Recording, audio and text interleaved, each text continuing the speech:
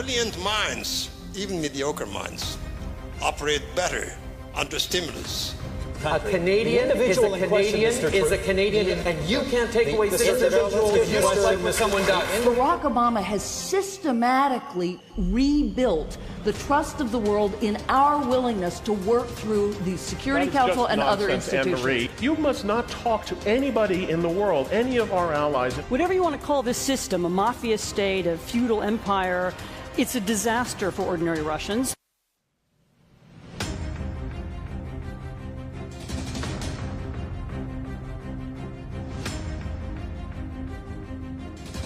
Brilliant minds, even mediocre minds, operate better under stimulus.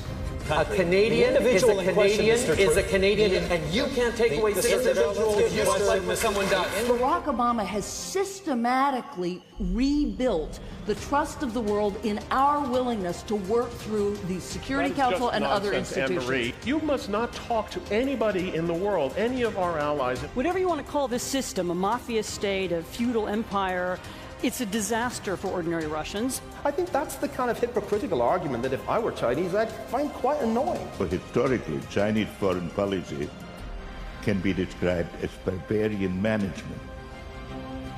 Science and religion are not incompatible. Religion forces nice people to do unkind things.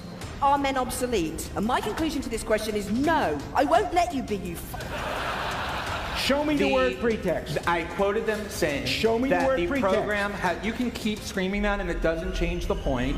We do not want sympathy. We do not want pity. We want opportunities. It's an appalling slander to me to the Muslim religion. I never said the word Muslim in my fulmination. It was a Muslim-free fulmination. It is that kind of restraint. It is that kind of sober-minded, sensible, intelligent foreign policy that Obama represents. So I guess what I'm telling you is he's sort of a closet Canadian. Vote for him, for God's sake.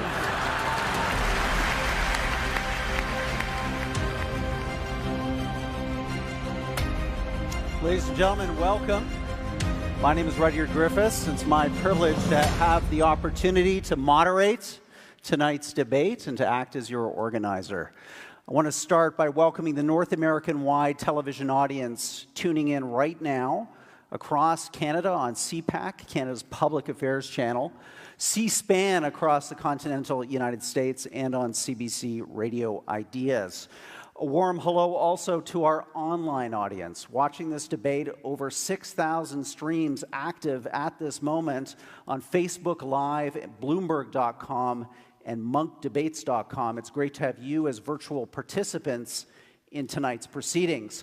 And hello to you, the over 3,000 people who filled Roy Thompson Hall for yet another Munk Debate. Thank you for your support for more and better debate on the big issues of the day. This debate marks the start of our 10th season, and we begin this season missing someone who was vital to this debate series in every aspect. It was his passion for ideas, his love for debate that inspired our creation in 2008. And it was his energy, his generosity, and his drive that was so important in allowing us to really win international acclaim as one of the world's great debating series. His philanthropy, its legacy, wow, it's incredible. Last fall, we all remember that $100 million donation to cardiac health here in Toronto, transforming the lives of tens of thousands of millions of Canadians to come. Bravo. We are all big fans and supporters of a terrific school for global affairs on the UFT campus, represented here tonight by many students who are in its master's program. Congratulations to you. And also at a generous endowment last spring to this series that will allow us to organize many evenings like this for many more years to come. Now, knowing our benefactor as we do, the last thing he'd want is for us to mark his absence with a moment of silence. That wasn't his style. So let's instead celebrate a great Canadian, a great life, and a great legacy of the late Peter Munk. Bravo, Peter.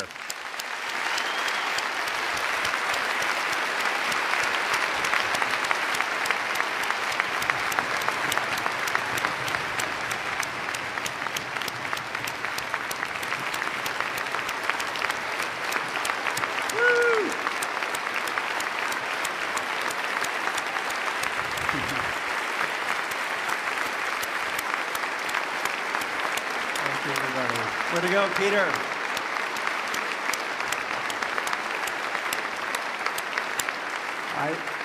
I know he would have enjoyed that, and I want to just thank Melanie, Anthony, Cheney for being here tonight to be part of Peter's continuing positive impact on public debate in Canada. Thank you guys for being here tonight.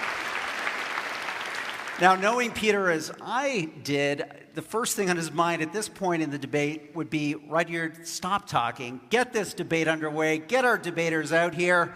Come on, get the show on the road. So we're going to do that right now because we have a terrific debate lined up for you this evening.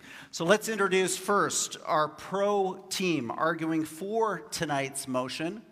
Be it resolved, what you call political correctness, I call progress. Please welcome to the stage, he's an award-winning writer, scholar, broadcaster on NPR, and sports networks across America, Michael Eric Dyson. Michael, come on out.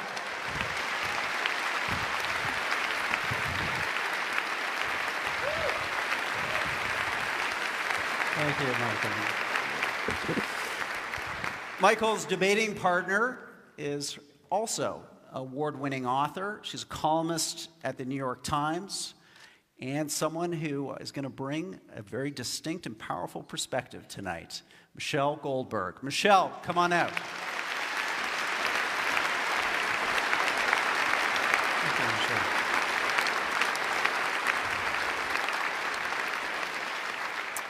So, one great team of debaters deserves another, and arguing against our resolution, be it resolved what you call political correctness, I call progress, is the Emmy Award-winning actor, screenwriter, author, playwright, journalist, poet, and tonight debater, Stephen Fry.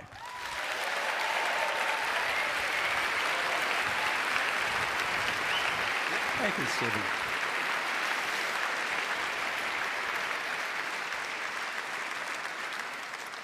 Stephen's teammate is a professor of psychology at the University of Toronto, a YouTube sensation, and the author of the big new international bestseller, 12 Rules for Life. Ladies and gentlemen, Toronto's Jordan Peterson.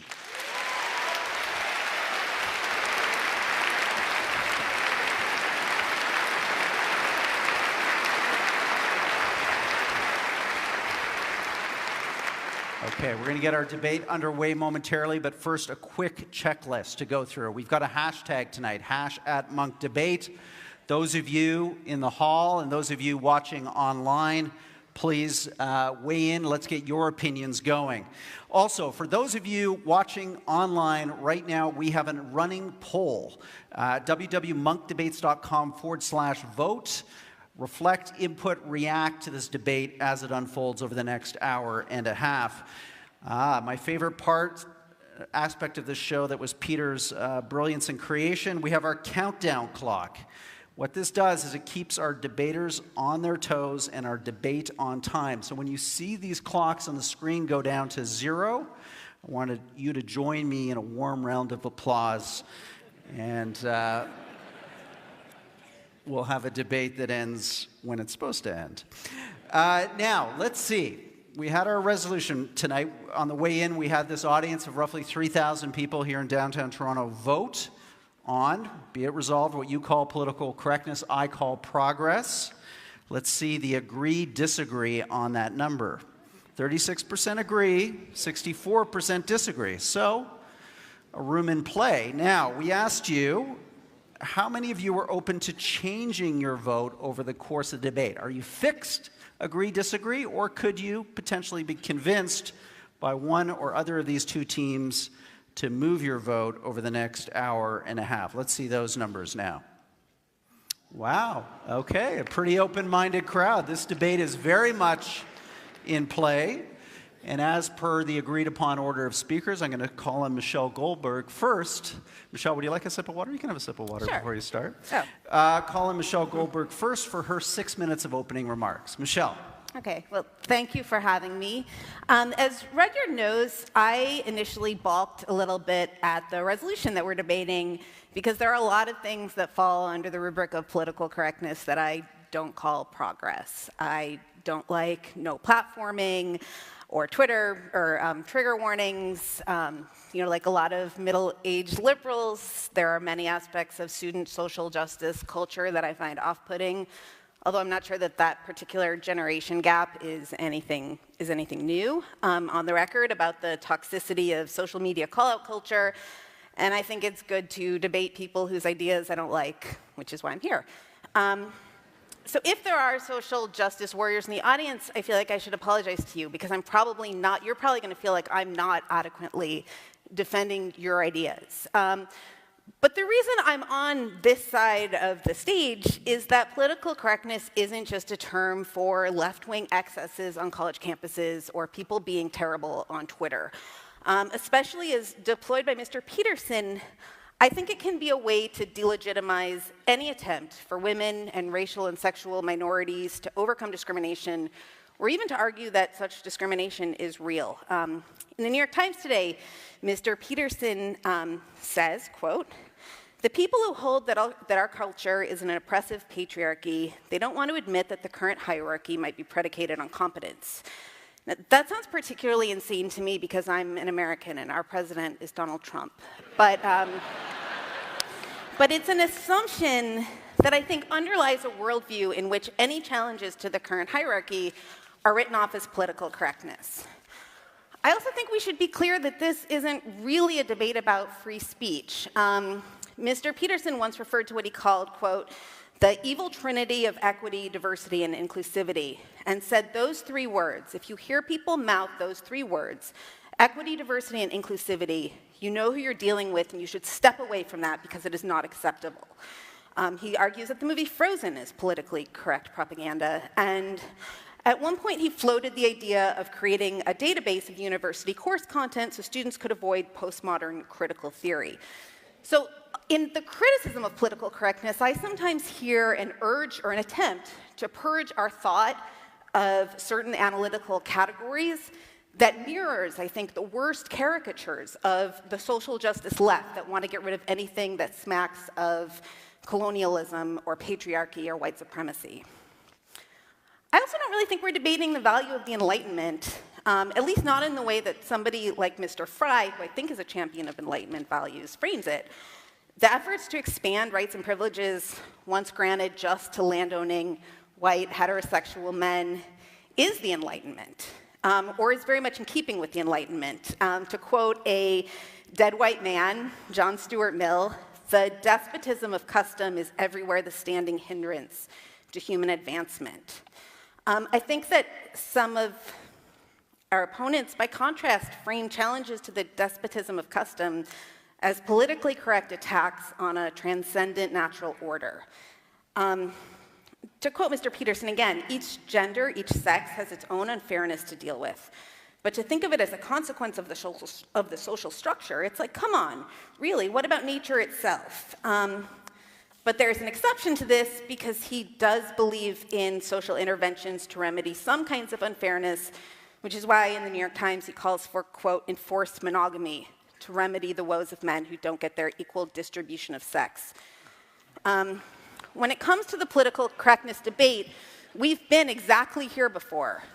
Alan Bloom, the author of The Closing of the American Mind, compared the tyranny of feminism in academia to the Khmer Rouge, and he was writing at a time when women accounted for 10% of all college tenured faculty.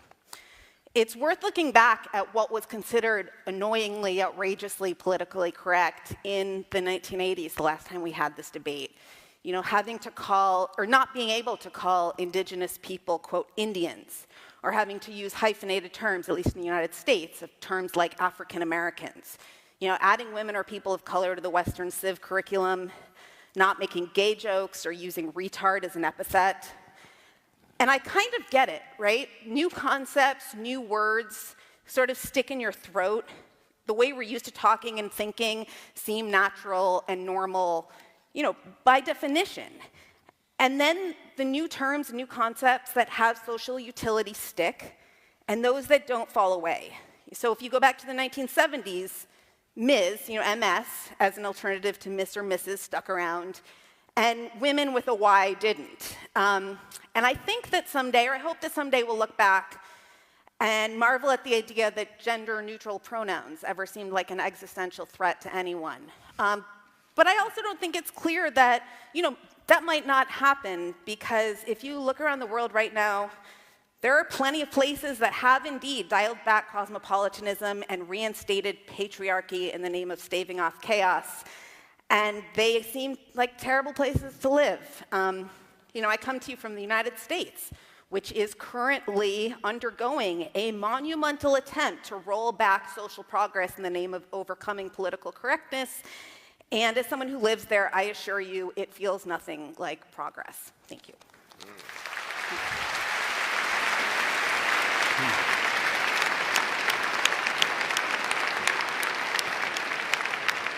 Great start to the debate, Michelle. Thank you. I'm now going to ask Jordan Peterson to speak for the con team.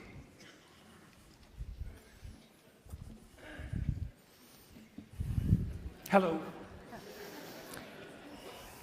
So we should first decide what we're talking about. We're not talking about my views of political correctness, despite what you might have inferred from the last speaker's comments. This is how it looks to me. We essentially need something approximating a low-resolution grand narrative to unite us. And we need a narrative to unite us because otherwise we don't have peace. What's playing out in the universities and in broader society right now is a debate between two fundamental low-resolution narratives, neither of which can be completely accurate because they can't encompass all the details. Obviously, human beings have an individual element and a collective element, a group element, let's say. The question is, what story should be paramount? And this is how it looks to me.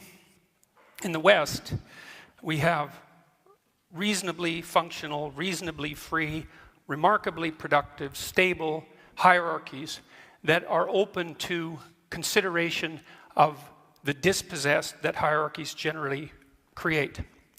Our societies are freer and functioning more effectively than any societies anywhere else in the world, and than any societies ever have. And as far as I'm concerned, and I think there's good reason to assume this, it's because the fundamental low-resolution grand narrative that we've oriented ourselves around in the West is one of the sovereignty of the individual, and it's predicated on the idea that all things considered, the best way for me to interact with someone else is individual to individual, and to react to that person as if they're both part of the process, because that's the right way of thinking about it, the psychological process by which things we don't understand can yet be explored, and by things that aren't properly organized in our society can be yet set right.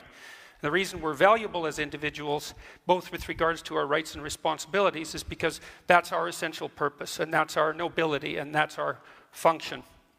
What's happening, as far as I'm concerned, in the universities in particular, and spreading very rapidly out into the broader world, including the corporate world, much to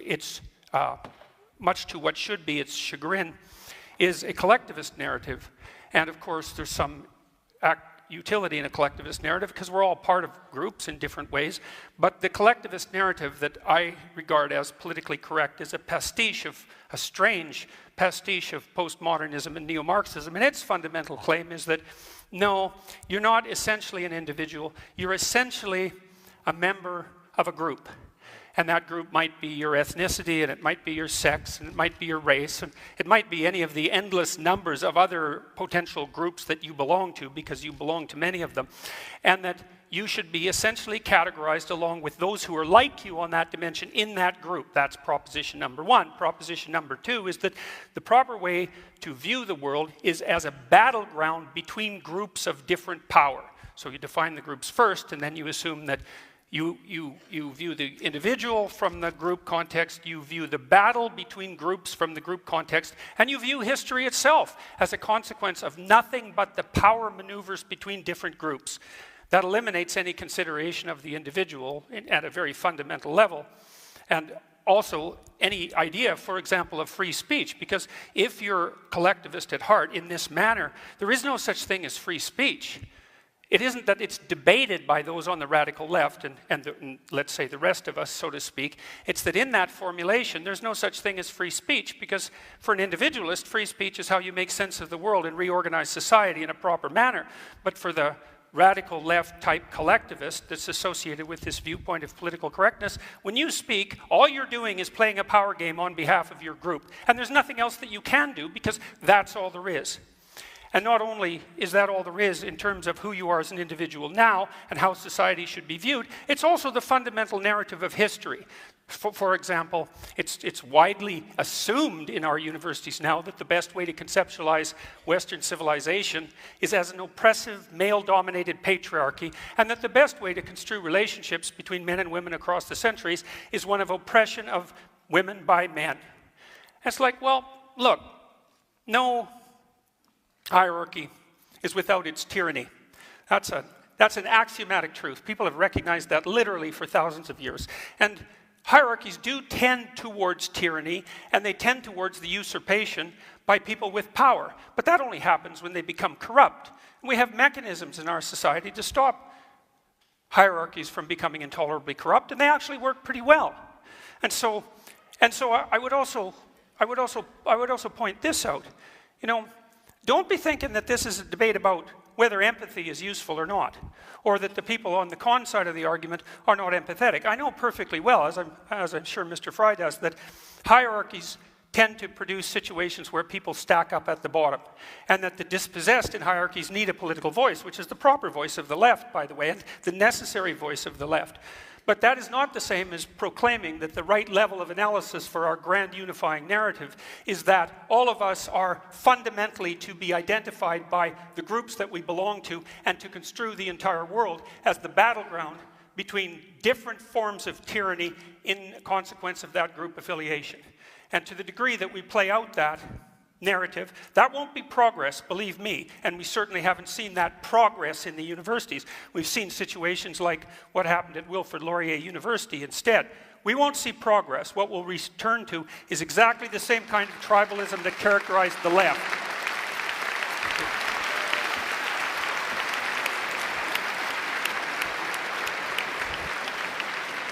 Thank you, Jordan. Michael Eric Dyson, your 6 minutes starts now.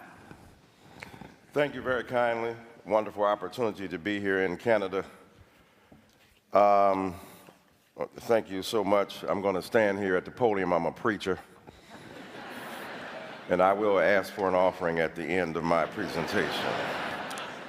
This is the swimsuit competition of the intellectual beauty pageant. So let me show you the curves of my thought.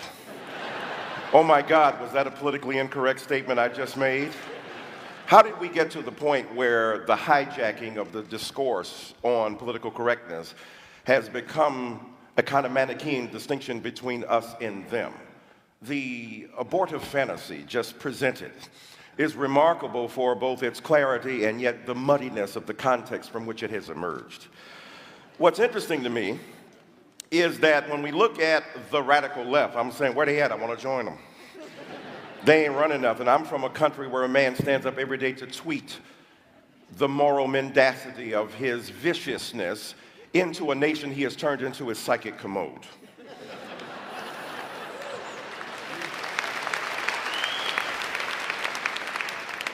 Y'all got Justin, we got Donald. So what's interesting then is that political correctness has transmogrified into a caricature of the left. The left came up with the term political correctness. Shall I remind you? We were tired of our excuses and our excesses and our exaggerations. We were willing to be self-critical in a way that I fear my confrères, my compatriots, are not. Don't take yourself too seriously. Smile. Take yourself not seriously at all, but what you do with deadly seriousness. Now it is transmogrified into an attempt to characterize the radical left. The radical left is a metaphor, it's a symbol, it's an articulation. They don't exist, their numbers are too small. I'm on college campuses, I don't see much of them coming. When I hear about identity politics, it amazes me. The collectivist identity politics, last time I checked, white folk invented race. That was an invention from a dominant culture that wanted groups at their behest. The invention of race was driven by the demand of a dominant culture to subordinate others. Right? Patriarchy was the demand of men to have their exclusive vision presented. The beauty of feminism is it's not going to resolve differences between men and women. It just says men don't automatically get the last word. Of course, in my crib, they never did. And so identity politics has been generated as a bête noire of the right, and yet the right doesn't understand the degree to which identity has been foisted upon black people and brown people and people of color from the very beginning on women and trans people. You think that I want to be part of a group that is constantly abhorred by people at Starbucks? I'm minding my own black business. Walking down the street, I have group identity thrust upon me. They don't say, ah, ha, ha. There goes a Negro. Highly intelligent, articulate, verbose, capable of rhetorical fury at the drop of a hat. We should not interrogate him as to the bona fides of his legal status. No, they treat me as part of a group. And the problem is that our friends don't want to acknowledge is that the hegemony, the dominance of that group has been so vicious that it has denied us the opportunity to exist as individuals. Individualism is the characteristic moment in modernity. Mr. Peterson is right. The development of the individual, however, is predicated upon notions of intelligence. Immanuel Kant and David Hume and others, philosophically, Descartes comes along, introducing knowledge into the phrase, saying that knowledge is based upon a kind of reference to the golden intelligence, the reflective glass that one possesses, and yet it got rooted in the very ground of our existence. So knowledge has fleshly basis, and what I'm saying to you, the knowledge that I bring as a person of color makes a difference in my body because I know what people think of me and I know how they respond to me, and that ain't no theory. Am I mad at trigger warnings? The only trigger warning I want is from a cop. Are you about to shoot me? Not funny. In America, where young black people die repeatedly, unarmed, without provocation. And so for me, identity politics is something very serious. And what's interesting about safe spaces, I hear about the university. I teach there. Look, if you're in a safe space in your body, you don't need a safe space. Some of that is overblown. Some of it is ridiculous. I understand. I believe that the classroom is a robust place for serious learning. I believe in the interrogation of knowledge based upon our understanding mutually of the edifying proposition of enlightenment. At the same time, some people ain't as equal as others. So we have to understand the conditions under which they have emerged and in which they have been benighted and attacked by their own culture. And I ain't seen nobody be a bigger snowflake than white men who complain. Mommy, they won't let us play and have everything we used to have under the old regime where we were right racist and supremacists and dominant and patriarchs and hated gays and lesbians and transsexuals that, yeah, you got to share. This ain't your world, this everybody's world. And let me end by saying this. You remember that story from David Foster Wallace? Fish are going down, two fish are going, and an older fish comes in the opposite direction. He said, hello, boys, how's the water? They swim on, they turn to each other, what the hell is water? Because when you're in it, you don't know it. When you're dominant, you don't know it. Nothing, Kaiser Soze said, is more interesting that the devil did than to make people believe he didn't exist. That's what white supremacy is.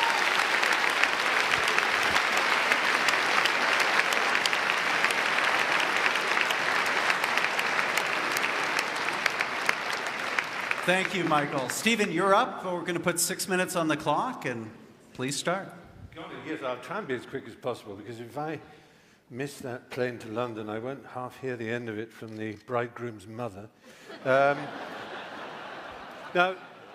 in agreeing to participate in this debate and stand on this side of the argument, I'm fully aware that many people who choose incorrectly, in my view, to see this issue in terms of left and right, devalued and exploded terms as I think they are, will believe that I am betraying myself and such causes and values that I have espoused over the years. I've been given huge grief already simply because I'm standing here next to Professor Peterson, which is the very reason that I am standing here in the first place. I'm standing next to someone with whom I have, differences, shall we say, in terms of politics and all kinds of other things, precisely because I think all this has got to stop. This rage, resentment, hostility, intolerance, above all this with us or against us, certainty. A Grand Canyon has opened up in our world. The fissure, the crack, grows wider every day. Neither on each side can hear a word that the other shrieks, and nor do they want to. While these armies and propagandists in the culture wars clash, down below in the enormous space between the two sides, the people of the world try to get on with their lives, alternately baffled, bored, and betrayed by the horrible noises and explosions that echo all around. I think it's time for this toxic, binary, zero-sum madness to stop before we destroy ourselves. I'd better nail my colours to the mast before I get any further in this. It's only polite to give you a sense of where I come from. All my adult life, I have been what you might call a lefty, a soft lefty, a liberal of the most hand-wringing milksop, milquetoast variety. Not a burning man-the-barricade socialist, not even really a progressive worth the name. I've been on marches, but I've never quite dared wave placards or banners. Am I a loathed member of that band, an SJW, a social justice warrior? I don't think highly of social injustice, I have to say, but I character myself mostly as a social justice warrior. My intellectual heroes growing up were Bertrand Russell and G.E. Moore, liberal thinkers, people like that, writers like E.M. Forster. I believed, and I think I still do believe, in the sanctity of human relations, of the primacy of the heart and friendship and love and common interest. These are more personal, interior beliefs than they are political exterior convictions, more a humanistic version of a religious impulse, I suppose. I trust in humanity. I believe in humanity. I think I do, despite all that has happened in the 40 years of my adulthood. I am soft, and I can easily be swept away by harder hearts and harder intellects. I'm sometimes surprised to be described as an activist, but over time I have energetically involved myself with what you might call causes. I grew up knowing that I was gay. Well, in fact, from the very first I knew I was gay. I remember when I was born looking up and saying, that's the last time I'm going up one of those.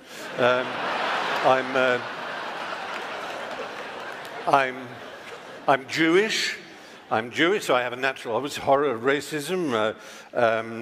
I want racism, misogyny, homophobia, transphobia, xenophobia, bullying, bigotry, intolerance of all humankind to end.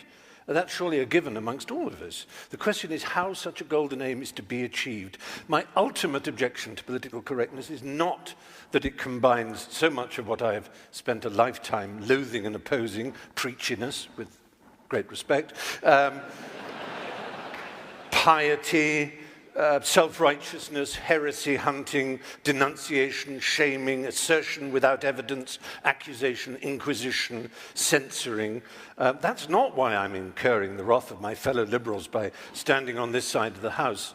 My real objection is that I don't think political correctness works. I want to get to the Golden Hill, but I don't think that's the way to get there. I believe one of the greatest human failings is to prefer to be right than to be effective. And political correctness is always obsessed with how right it is without thinking of how effective it might be. I wouldn't class myself as a classical libertarian, but I do relish transgression, and I deeply and instinctively distrust conformity and orthodoxy. Progress is not achieved by preachers and guardians of morality, but, to paraphrase Yevgeny Zemyatin, by madmen, hermits, heretics, dreamers, rebels, and skeptics. I may be wrong. I hope to learn this evening. I really do think I may be wrong, but I'm prepared to entertain the possibility that political correctness will bring us more tolerance and a better world. but I'm not sure. And I would like this quotation from my hero Bertrand Russell to hover over the evening. One of the painful things about our time is that those who feel certainty are stupid, and those with any imagination and understanding are filled with doubt and indecision. Let doubt prevail.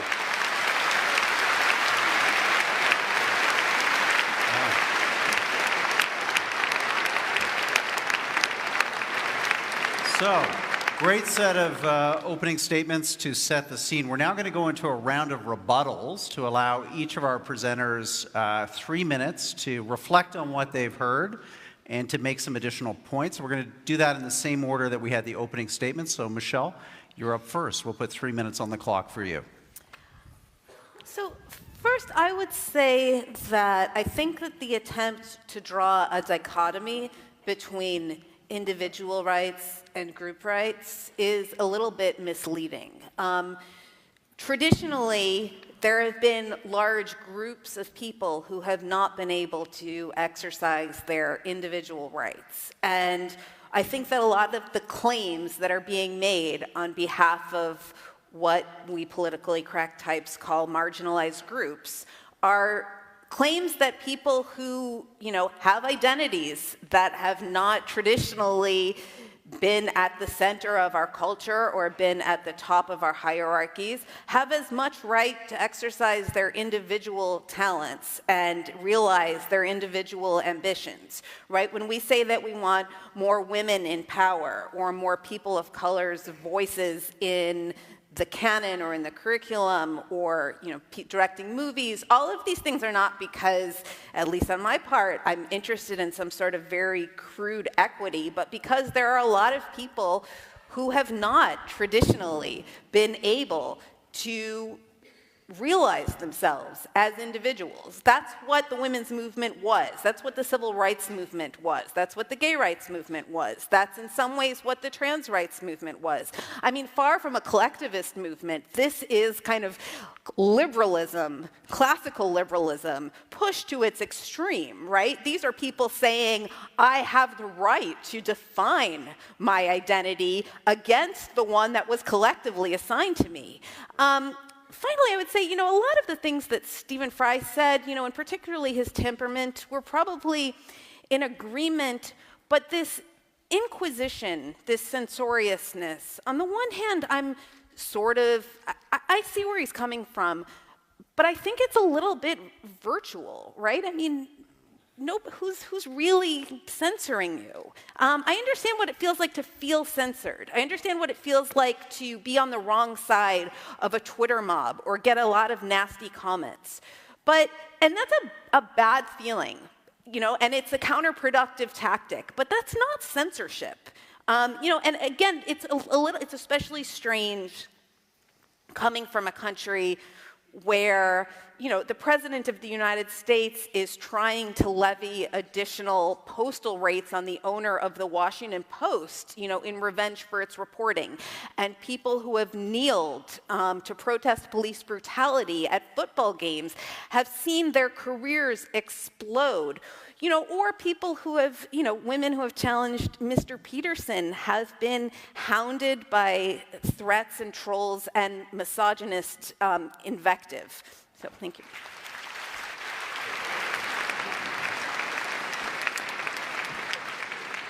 Jordan, we're going to have 3 minutes up on the screen there. Please respond to what you've heard. Well, I guess I would like to set out a challenge in somewhat the same format as Mr. Fry did to people on the moderate left. I mean, I've studied totalitarianism for a very long time, both on the left and on the right in various forms. And I think we've done a pretty decent job of determining when right-wing beliefs become dangerous. I think that they become dangerous when the people who stand on the right evoke notions of racial superiority or ethnic superiority, something like that. It's fairly easy to draw a box around them and place them to one side and necessary, and I think we've done a pretty good job of that. What I fail to see happening on the left, and this is with regards to the sensible left, because such a thing exists, is for the same thing to happen with regards to the radical leftists. Okay, so here's an open question.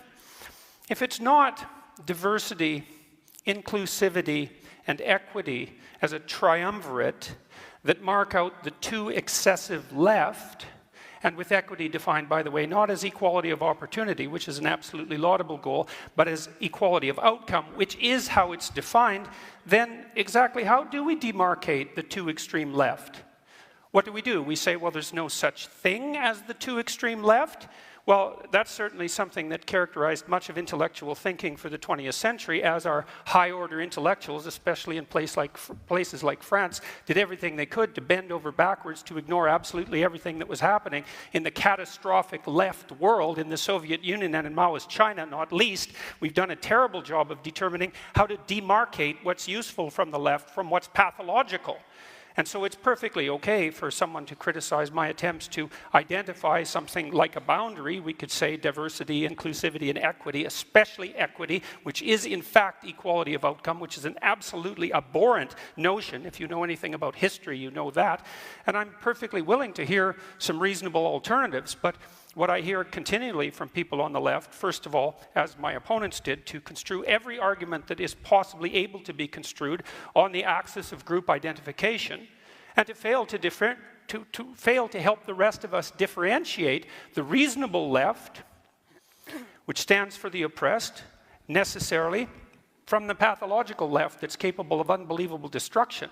And what I see happening in the university campuses in particular, where the leftists absolutely predominate, and that's certainly not my imagination, that's well documented by perfectly reasonable people like Jonathan Haidt, is an absolute failure to make precisely that distinction. And I see the same thing echoed tonight. Thank you.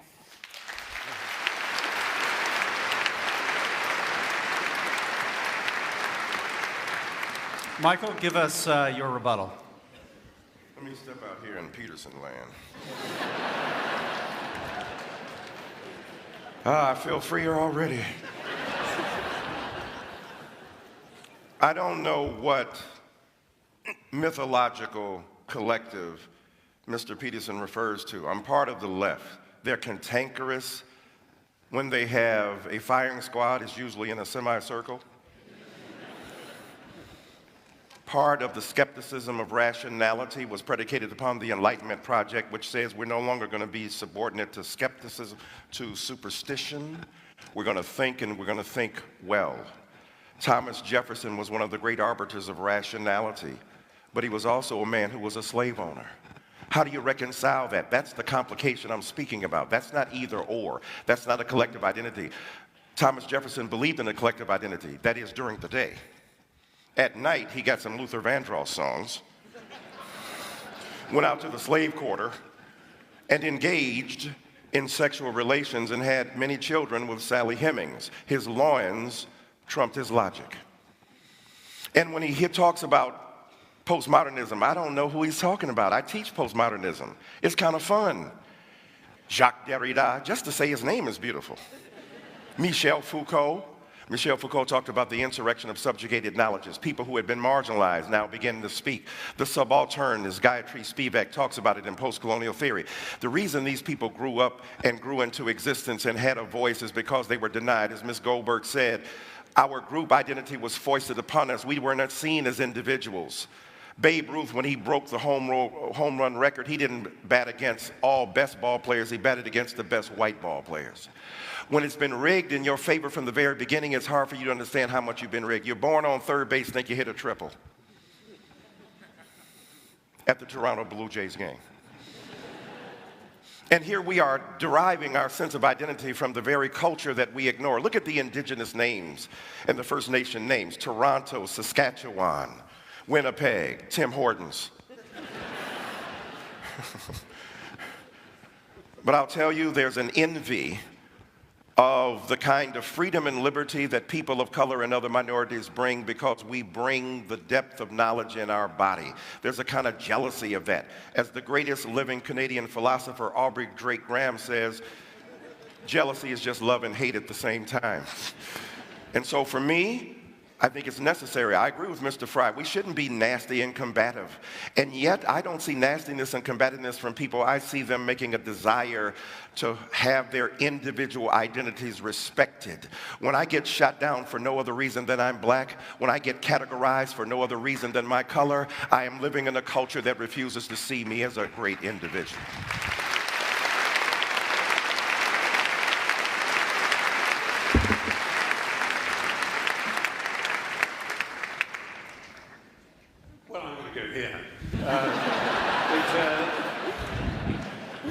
No, it's interesting to hear that there really doesn't seem to be a problem, but yet I think we all instinctively know that there is some kind of a problem. There isn't censorship. Of course not in the way that there is in Russia. I've been to Russia. I faced off with a deeply homophobic and unpleasant man, and there's political correctness in Russia. It's just political correctness on the right, and that's what I grew up with, political correctness, which meant that you couldn't say certain things on television. You couldn't say fuck, for example, on television, because it was incorrect to do so. And as always, the same reason was that someone would appear and say, I'm not shocked. Oh, of course, no, I'm not shocked. I'm not offended. I'm offended on behalf of others, young, impressionable, plastic minds, the vulnerable. And that's not good enough. It's so often people are saying, you see, I don't mind being called a faggot or a kike or whatever, or a mad person, because I've got mental health issues. I don't mind people insulting me. And people say, well, that's all right for you, Stephen, because you know you're strong. Well, I don't feel particularly strong, and I don't know that I like being called a faggot and a kike particularly, but I don't believe that the advances in my culture that have allowed me to marry, as I have now been for 3 years, to someone of my gender, I don't believe they are a result of political correctness. And maybe political correctness is actually just some sort of live trout, that the harder we squeeze it, the further it goes away. And you will be saying, I'm not talking about political correctness, you're talking about social justice, with which I agree, with whether you want to call it identity politics or the history of your people, the history of my people were slaves as well. Both the British were slaves of Romans and the Jews were slaves of the Egyptians. All human beings have been slaves at some point, and we all, in that sense, share that knowledge of how important it is to speak up. But Russell Means, who was a friend of mine towards the end, who founded the American Indian movement, he said, oh, for God's sake, call me an Indian or a Lakota Sioux or Russell. I don't care what you call me. It's how we're treated that matters. And so I'm really addressing a more popular idea. Also, actually, in Barrow, Alaska, an Inupiat said, call me an Eskimo. It's obviously easier for you because you keep mispronouncing Inupiat. You know, words do matter. I'll just end with a quick story. Gay rights came about in England because we slowly and persistently knocked on the door of people in power. We didn't shout, we didn't scream. People like Ian McKellen eventually got to see the Prime Minister. And when the Queen signed in the royal assent, as she has to, for the bill allowing equality of marriage, she said, Lord, you know, I couldn't imagine this in 1953. Really is extraordinary, isn't it? Just wonderful. And handed it over. Now, it's a nice story, and I hope it's true, but it's nothing to do with political correctness. It's to do with human decency. It's that simple.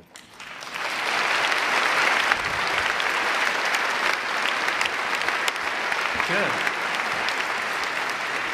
So, some great rebuttals there, strong opening statements. Let's move now into the moderated cross-examination portion of this debate and get both sides engaging on some of the key issues here. And I think what we've heard here is a bit of a tension. Let's draw it out a bit more between the rights of groups to feel included, to have, in your words, Michelle, the opportunity for individuality, and a belief on the other side that there's something at threat here when these groups are overly privileged through affirmative action or other outcome-oriented processes. So, Michael, to start with you, why isn't there just harm that's done to groups by privileging their group identity, whether it be a group identity of race or of gender, and not immediately treating them as individuals in the way that Jordan and Stephen would like to see them first? Well, a couple of things. First of all, there was no arbitrary and random distinction that people of color and other minority groups made. When I talked about the invention of race, the invention of gender, the invention of groupthink, That was not done by those groups that have been so named, as Ms. Goldberg said. So first of all, you've got to acknowledge the historical evolution of that reality, and the concept of group identity did not begin with them. It began with a group that didn't have to announce its identity. When you are in control, you don't have to announce who you are. So that many white brothers and sisters don't see themselves as one among many other ethnicities or groups. What they see themselves as, I'm just American, I'm Canadian. Can't you be like us? Can't you transcend those narrow group identifications? And yet, those group identifications have been imprinted upon them by the very people who now, because their group power has been challenged. Let's make no mistake about it. There's a challenge. I agree with Mr. Fry in a kind of Netherland of how sweet it would be to have a kingly and queenly metaphor about how it got resolved. That ain't the real deal, homie. And in the real world, in the real world, there's stuff at stake. What's at stake are bodies. What's at stake are people's lives. What's at stake? People are still being lynched, killed. What's at stake? People, because of their sexuality and their racial identity, are still being harmed. So I'm suggesting to you, it's not that we are against being treated as individuals. That's what we're crying for. Please don't see me as a member of a group that you think is a thug, a nigger, a nihilist, a pathological person. See me as an individual who embodies the realities of who I am. But I'll end by saying this. What Michelle said is extremely important.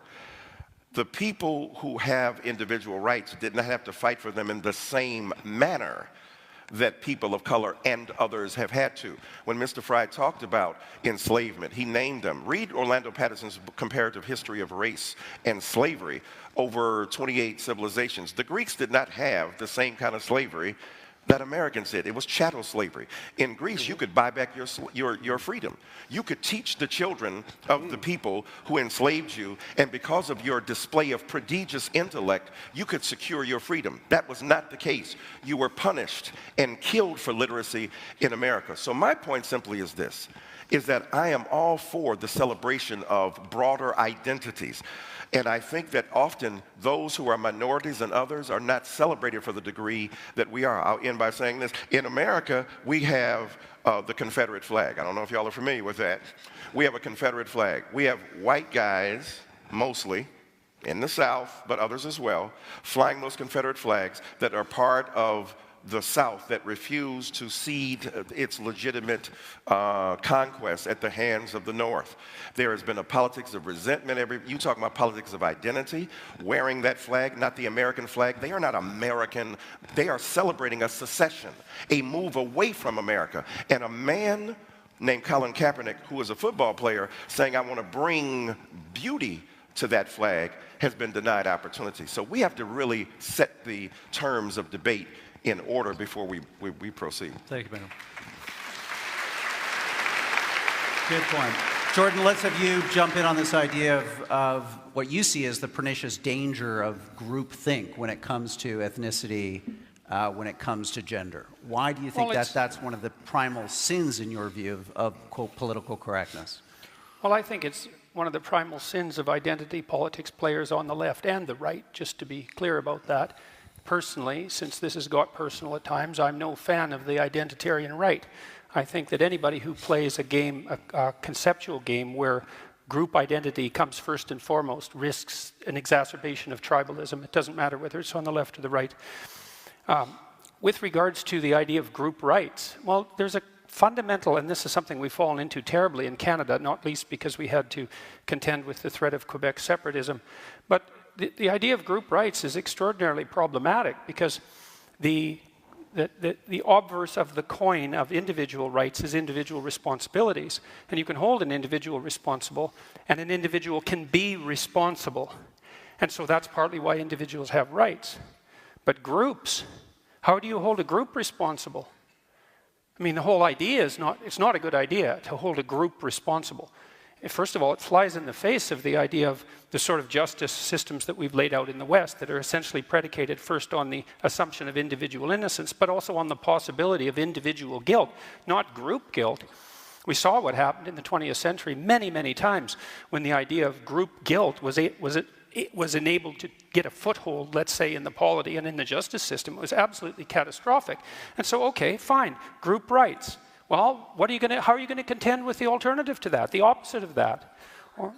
Where's the group responsibility? And how are you going to keep how are you going to hold your groups responsible? Well, we don't have to talk about that because we're too concerned with rectifying historical injustices, hypothetical and otherwise. And that's certainly not to say that there weren't any shortage of absolutely catastrophic historical injustices. That's not the point. The point is how you view the situation at the most fundamental level. And group rights are an absolute catastrophe, in my opinion. Come on, Michelle, come in on that point.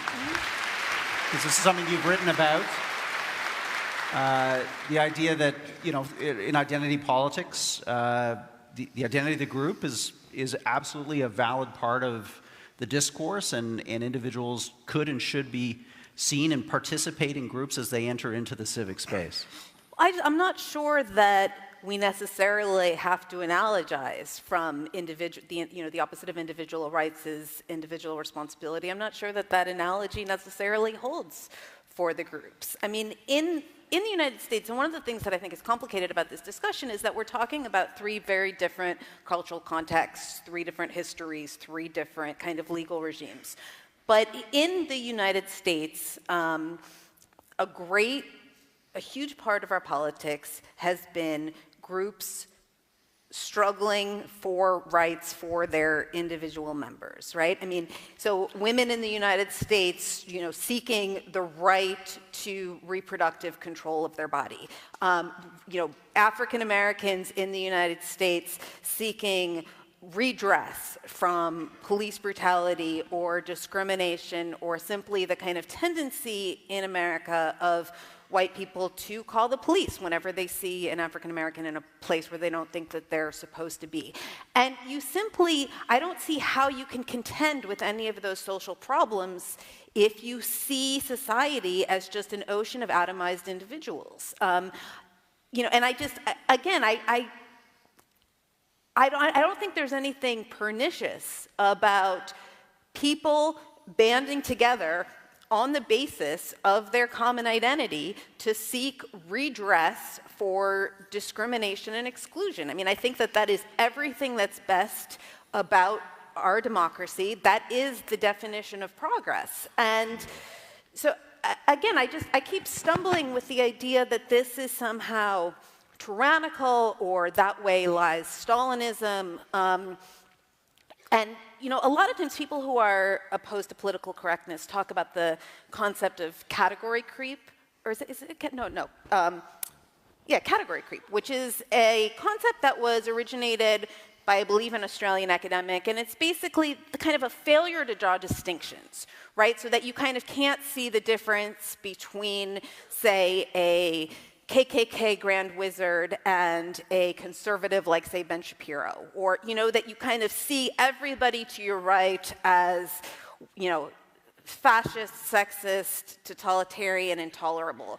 And I think that that is a real thing that happens in part because, you know, undergraduates often think in broad and slightly overwrought categories. I know I did when I was a kid. Yeah, maybe still do, but I hear a lot of category creep in, again, the argument against political correctness or against seeking group redress, the idea that kind of that way lies dehumanization, or, you know, that you're kind of 1 minute you're asking... Let's have Stephen come in on this. This is part of your opening remarks. You're a category creep, Stephen.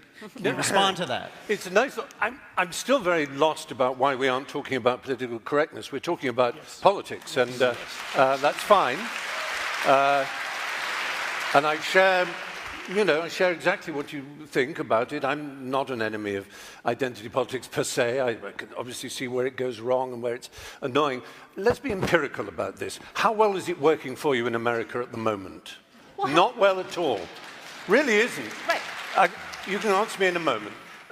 The reason that Trump and Brexit in Britain and all kinds of nativists all over Europe are succeeding is not the triumph of the right, it's the catastrophic failure of the left. It's our fault. We absolutely... My point is not that I've turned to the right or anything like that, or that I'm nice and fluffy and want everybody to be decent. I'm saying, fuck political correctness. Resist. Fight. If you have a point of view, fight it in the proper manner, using democracy as it should be, not channels of education, not language. You know, it's so silly. But There's a chess rule, you know. In chess, the best move to play in chess is not the best chess move. It's the move your opponent least wants you to play. At the moment, you're being recruiting sergeants for the right.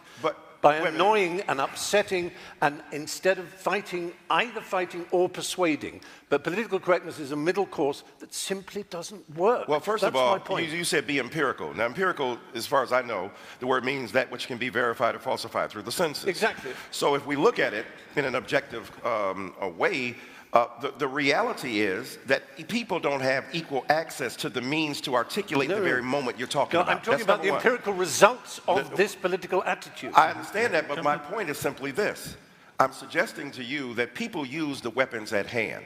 Now, it was Abraham Joshua Heschel, the rabbi, who said, everybody's not guilty, but everybody's responsible.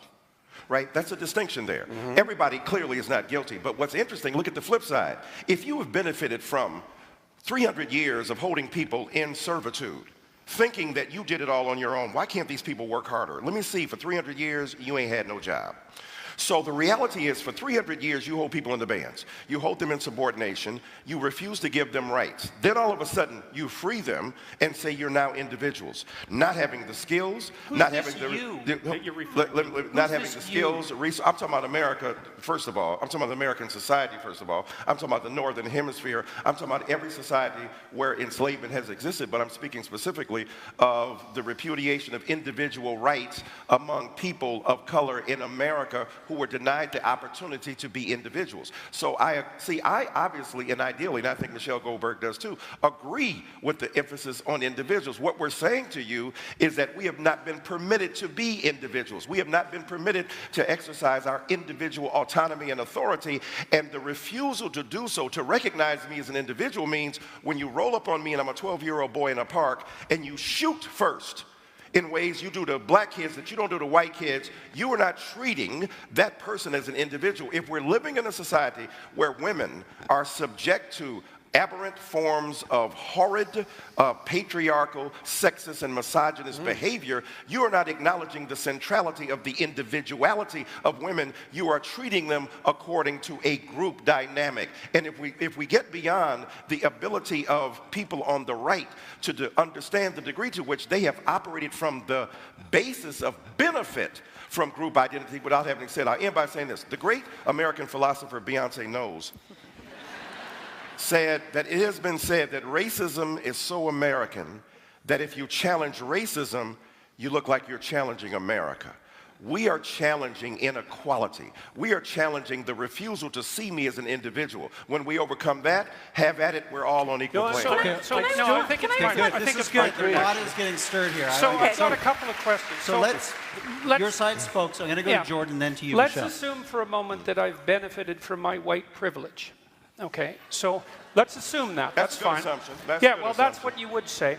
So, so let's say, here, let's get precise about this, okay? Was that very individual of you? Let's get precise about this, okay? Let's get precise. To what degree is my present level of attainment or achievement a consequence of my white privilege? And I don't mean sort of. I mean, do you mean 5%? Do you mean 15%? Do you mean 25%? Do you mean 75%? And what do you propose I do about it? How about a tax? How about a tax that's like specialized for me so that I can account for my damn privilege, so that I can stop hearing about it? Now, let's get precise about one other thing, okay? We'll get precise about one other thing. Now, precise? Yeah, precise, yes. And so, if we can agree, and we haven't, that the left can go too far, which it clearly can, then how would my worthy opponents precisely define when the left that they stand for has gone too far? You didn't like equity, equality of outcome. I think that's a great marker. But if you have a better suggestion and won't sidestep the question, so let's figure out how I can dispense with my white privilege, and so that you can tell me when the left has gone too far, since they clearly can. And that's what this debate is about political correctness. It's about the left going too far. And I think it's gone too far in many ways. And I'd like to figure out exactly how and when, so the reasonable left could make its ascendance again and we could quit all this nonsense. Okay, Michelle, go ahead. Do you mind, do you mind if I answer, Stephen? I will answer you, but I just want to answer Stephen Fry first, because you talked about, this is how we got Trump, and this is the failure of the left. And so I'm a journalist. I went to a ton of Trump rallies during the campaign in different parts of the country, and you're right. Everywhere I went, I heard complaints about political correctness, far more than I heard complaints about, say, NAFTA. But when you asked people what they meant by political correctness, they called a woman they worked with girl, and she got mad at them. And they could, you couldn't in public wonder aloud whether the president of the United States was really a Muslim. They didn't like that they couldn't make gay jokes anymore. And so on the one hand, you're right, and I've written about this. I think that when you try to, that when people have these prejudices and you try to suppress them, it can create a kind of dangerous counter-reaction. But I also think that, what they were reacting to, again, to go back to the title of this debate, what they called political correctness, the fact that they had to have this urbane black president who they felt talked down to them, which is really what they meant. I don't see a way around that, because that is, like I said, that's progress. So to go to the question of when the left goes too far, to me it's pretty easy. Violence and censorship, right? I'm against violence, and I'm against censorship. But I also, looking around the world right now, when the idea that there is this, I understand, again, that there is like a problem of kind of left-wing annoyance, right? There's a lot of things that kind of random people on the internet in particular are able to swarm individuals and turn kind of stray remarks into social media campaigns, and this is often conflated with political correctness, and it's a bad phenomenon.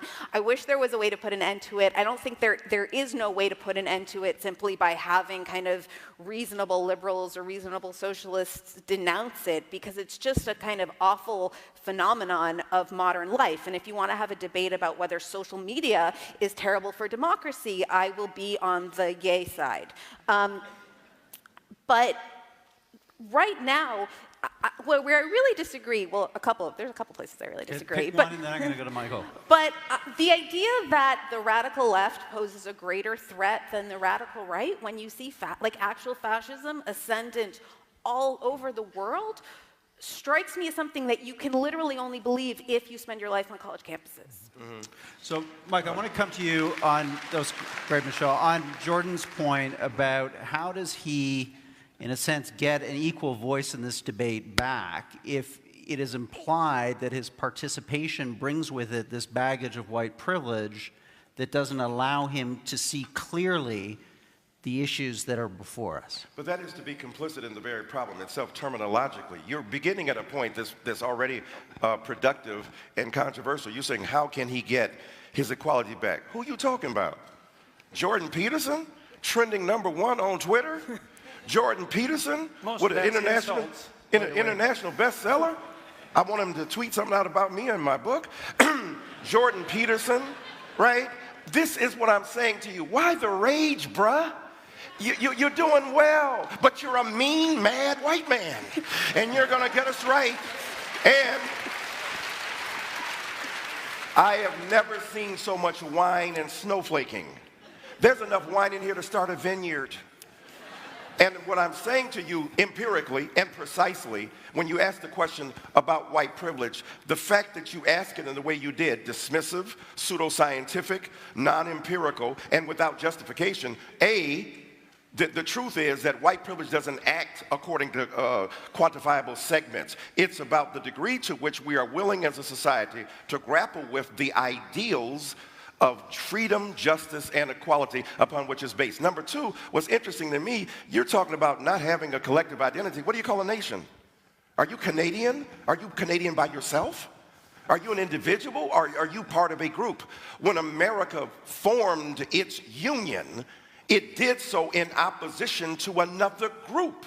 So the reality is that those who are part of group identities in politics deny the legitimacy and validity of those groups and the fact that they have been created thusly, and then have resentment against others. All I'm asking for is the opportunity. The quotation you talk about, the difference between equality of outcome and equality of opportunity, that's a staid and retried argument, hackneyed phrase derived from the halcyon days of the debate over affirmative action.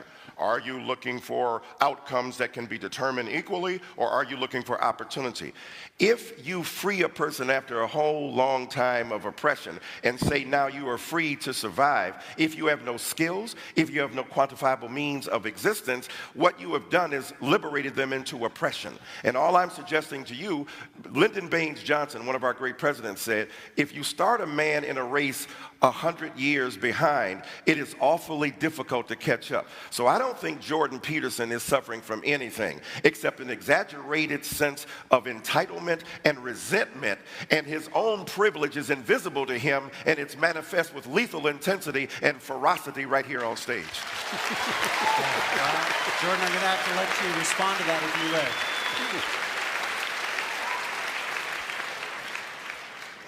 Well, what I derive from that series of rebuttals, let's say, is twofold. The first is that saying that the radical left goes too far when they engage in violence is not a sufficient response by any stretch of the imagination, because there are sets of ideas in radical leftist thinking that led to the catastrophes of the 20th century, and that was at the level of idea, not at the level of violent action. It's a very straightforward thing to say you're against violence. It's like being against poverty. It's like, you know, generically speaking, decent people are against poverty and violence. It doesn't address the issue in the least. And with regards to my privilege or lack thereof, I mean, I'm not making the case that I haven't had advantages in my life and disadvantages in my life like most people. You don't know anything about my background or where I came from, and it doesn't matter to you because fundamentally I'm a mean white man. That's a hell of a thing to say in a debate.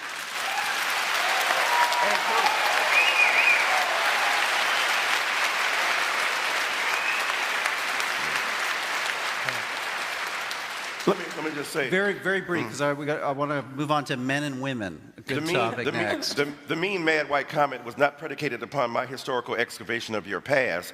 It's based upon the evident vitriol with which you speak and the denial of a sense of equanimity among combatants in an argument. So I'm saying again, you're a mean mad white man, and the viciousness is evident. Okay.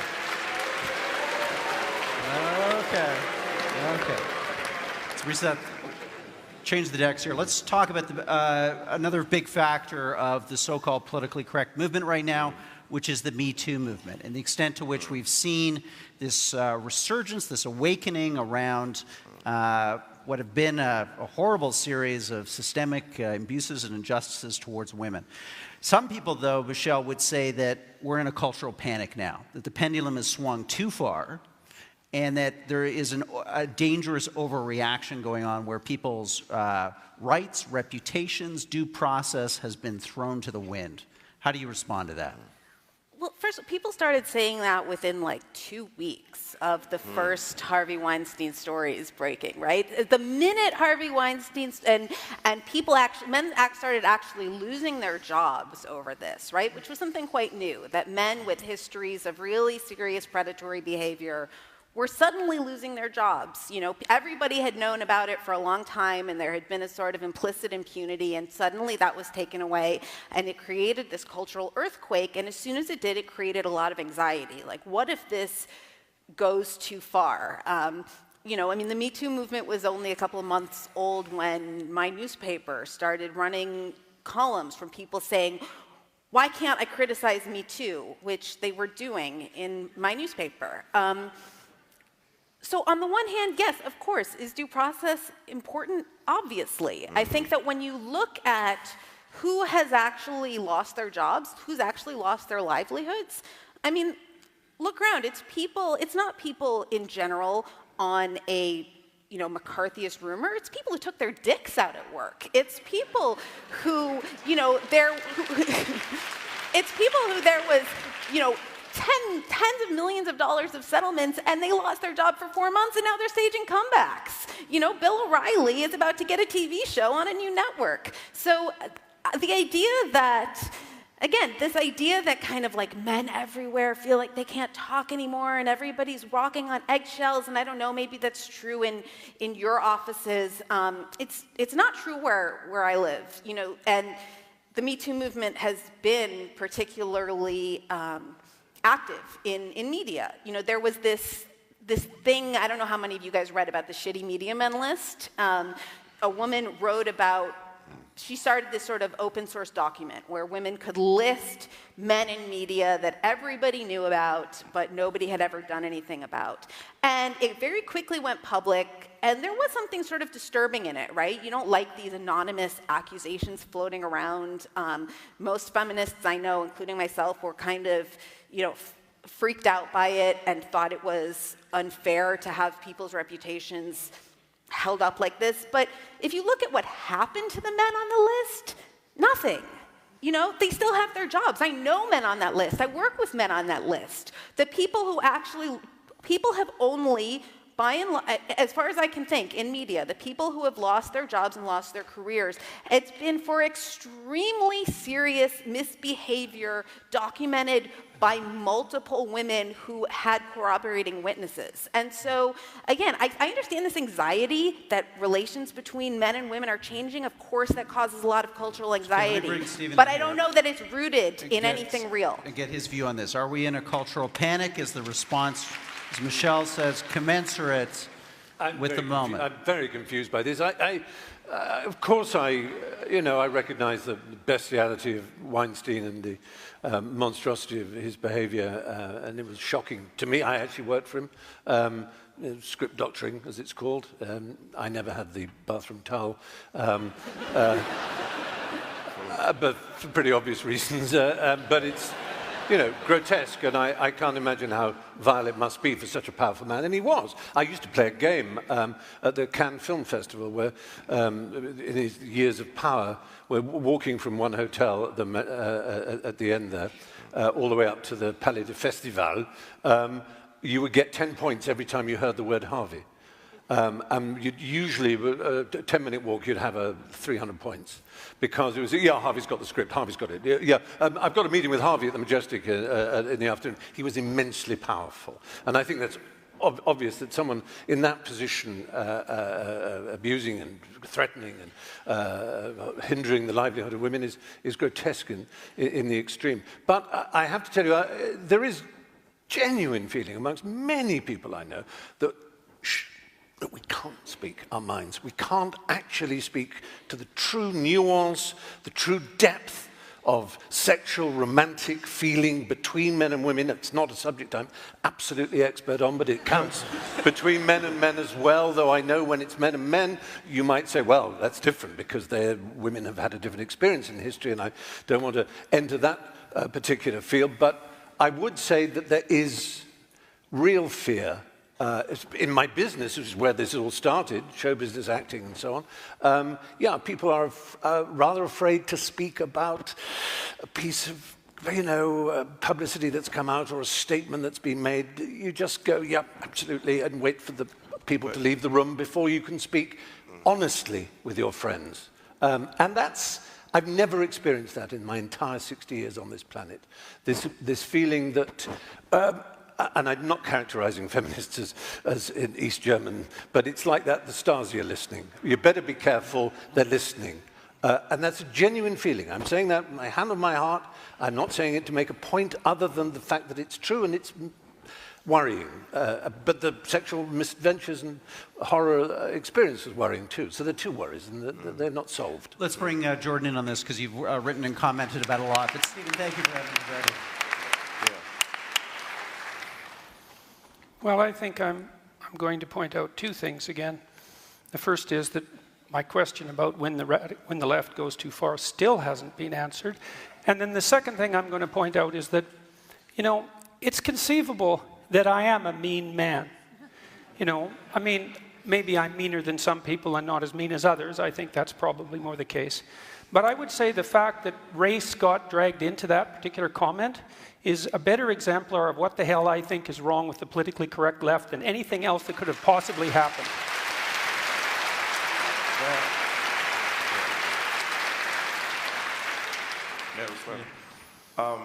Imagine the hurt, the anxiety, the insult that you might genuinely feel, according to what I felt was an appropriate comment of description at the moment of its expression. But imagine now those hurt feelings and not hurt. Okay, you feel great.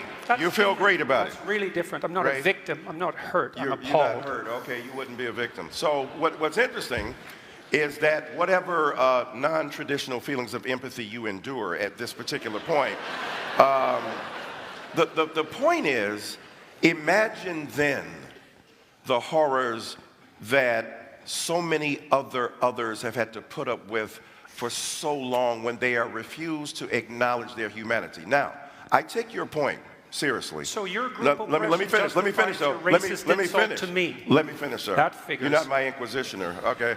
What I'm saying to you is that when you said you were upset that I added the element of race there, right? When I said mean, mad, white man.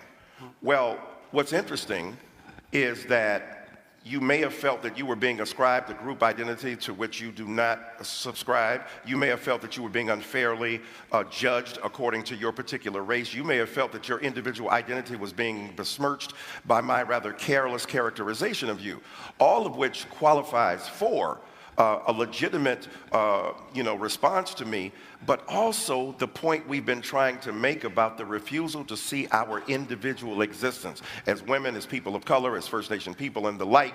My point simply has been, the reason I talked about race in that particular characterization, because there's a particular way in which I have come to a city.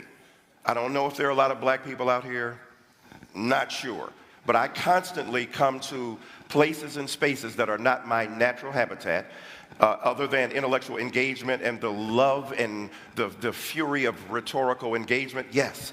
But I often go into hostile spaces where people will not vote in favor for my particular viewpoint because I'm interested as an individual of breaking down barriers so that people can understand just how complicated it is. So what I'm saying to you is that I would invite you, in terms of the surrender of your privilege, to give you a specific response. Come with me to a Black Baptist church.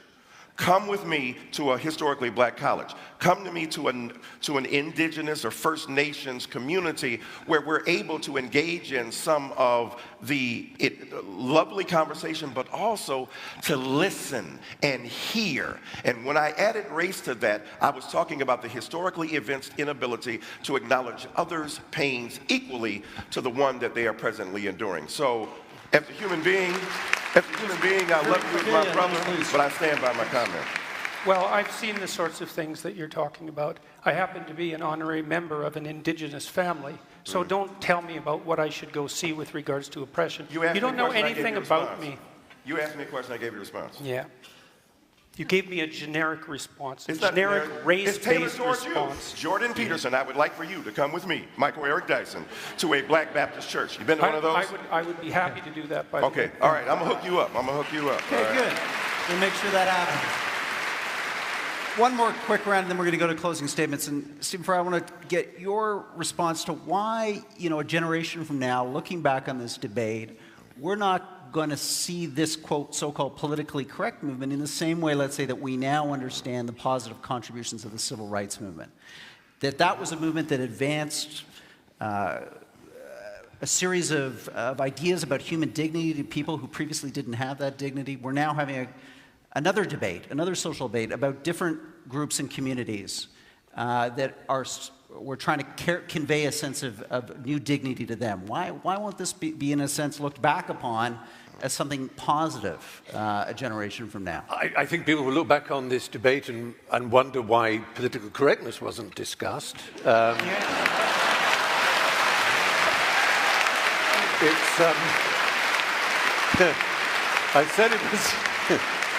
I said it was slippery. I mean, it's interesting to hear talk about race and about gender and about equality, and it's something that I've thought about a lot and I can learn a great deal about, but that's not why I came to this debate, I was interested in what I've always been interested in, the suppression of language and thought, the closing down, the rationalist idea that seems beguiling, that if you limit people's language, it may somehow teach them a different way of thinking, something that would have delighted the inventors of George Orwell's Newspeak, for example. And it seems to me it's just implausible. It doesn't work. And that's what I mean by empirical. It doesn't stand an empirical test. It isn't experientially validated, as we see from the political landscape now, and I worry that we may in the future. So I'm sort of disappointed that the subject has just revolved around academia, which was predictable, because that's the sort of crucible in which these elements are mixed. But even more disappointed that really I haven't heard from Michel or from Professor Dyson as to what they think political correctness is, because what they've talked about is basically saying progress, in our view, is progress. Well, I agree. That's, you know, yeah. So it is too, and good on progress. But how is it that you're saying that what we call political correctness, you call progress? That's what you're supposed to be arguing. I want to know what you mean by political correctness. Well, like I said, you know, the reason a few months ago, right, you contacted me, asked if I wanted to do a debate about identity politics, and then you presented me with this resolution, and I said, well, there's like a lot of things that people call political correctness that I'm not going to defend. But then I realized who I was debating and saw that there was a lot of things that you, Jordan Peterson, call political correctness that I call progress. And to some extent, you too, Stephen Fry, you know, when you talk about it being outrageous to tear down, or not outrageous, I won't put words in your mouth, but that we shouldn't be tearing down statues of kind of notorious racists, that we should just instead be throwing eggs at them. You know, so those sorts of things, if you call them political correctness, I call them progress. Now, this feeling of being silenced, which I understand, although it seems very vague, right? You kind of are not quite putting your finger on who is silencing you, except for a vague fear that if you say something untoward, you're going to be the subject of, I'm not sure. Yes. Shaming, but by who? Yeah. But by what? By the internet? I'm not taking the names. No, but I mean, point. I'm scared. If I'm listed. But that's again, the point. You're scared. It is a culture of right. fear. I understand there's that element of fear. What I'm saying is that it's a feeling. It's a feeling that is this sort of intangible result of, I think, primarily. We've all seen the sort of show trial thing where the person then apologizes. I have so much to learn about sexual politics. I am really sorry. Signed a lawyer, crossed out the name of the person. You think the real mistake of our left is that we underestimate the right. The right isn't as stupid as we'd like them to be. If only they were. If only they weren't so cunning, so sly, so smart, so aware of our shortcomings. And I just fear that political correctness is a weapon that they value. That the more we tell the world how people should be treated, how language should be treated, what words are acceptable, what attitudes are acceptable, what HR meeting is going to tell you in a long bullet-pointed list about how you look at people. All of this is meat and drink to bad people, to malefactors, to bad actors. I'm not counting myself as one of those bad actors in that sense. I mean bad actors in the other sense. Right,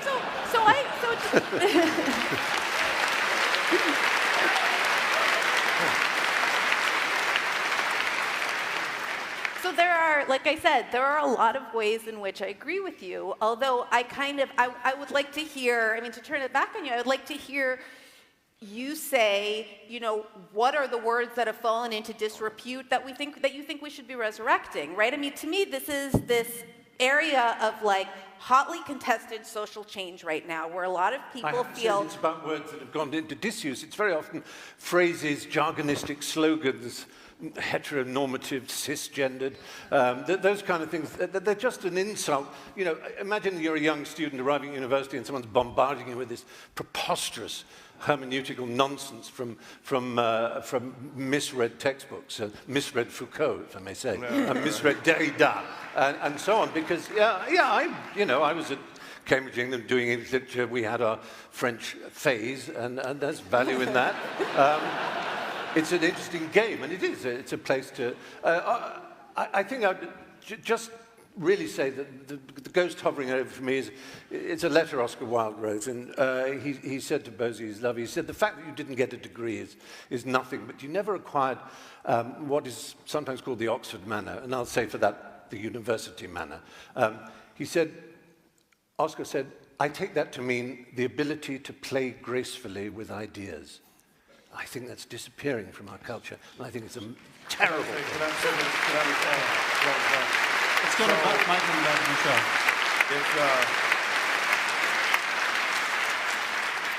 It's hard to be the self-deprecating Englishman. It's, you've no idea. But no, I got a pretty good idea here today. But what's interesting, I don't recall, and all of us have studied history, I don't recall these debates about political correctness happening when people who were in power were in absolute power, unquestioned power. Political correctness, right? Political correctness becomes an issue. And what I mean by that is people who used to have power, who still have power but think they don't, who get challenged on just a little bit of what they have and don't want to share toys in the sandlot of life. So all of a sudden it becomes a kind of exaggerated grievance. Now, the things you named, the bullet points and the cisgender and the heteronormativity and the heteropatriarchy and the capitalist resurgence and the insurrection of subjugated knowledges, to give Foucault some more love, or the Derridian deconstruction, all that stuff. The French phase is still going on with the French fries in America. What's interesting is that I didn't hear many complaints of political correctness at the height of the dominance of one group or another. But when Martin Luther King Jr., who argued for group identity as a black person to provide an opportunity for individual black people to come to the fore, they began to make that claim. Oh, now they didn't call it political correctness. You're siding with those who are against free speech. You're siding with those who don't want me as a white person to be recognized in my humanity. And what I mean by political correctness is the kind of politics of ressentiment that are articulated by various holders of power at certain levels, at various levels.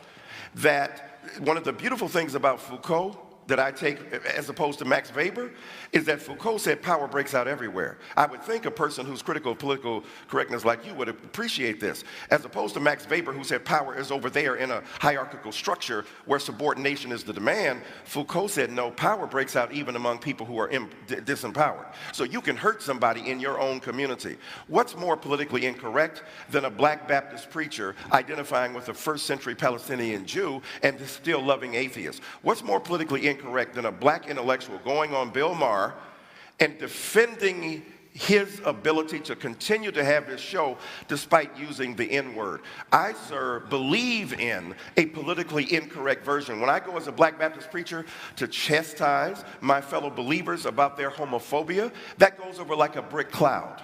When I come into arenas like this, I understand that my back is up against the wall. But I think... Come and sit over here. I